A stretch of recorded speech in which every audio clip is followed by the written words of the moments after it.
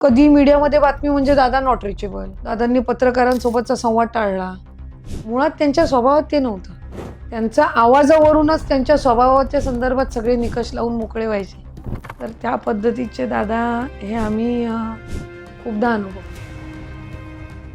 भीती वाटायची. मी माझ्यावर कधी चिडले नाही, मी कधी ओरडा नाही खाल्ला.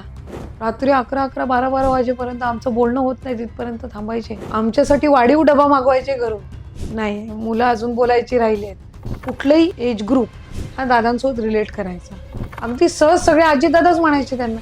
दादांनी तुम्हाला क्रिकेटला जायची पण एक संधी दिलेली होती. नक्की काय किस्सा होता तो?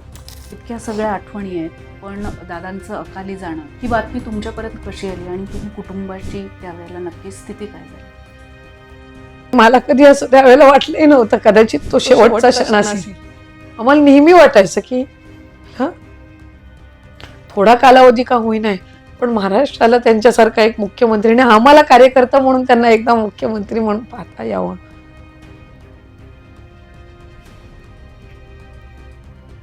आम्हाला जसं दादांनी कुटुंब म्हणून सांभाळलं, तसा त्या माऊली म्हणून आम्हाला सगळ्यांना नक्की सांभाळतील. प्रत्येक महिलेला हे सांगेन की स्वतःमधलं मी पण जप.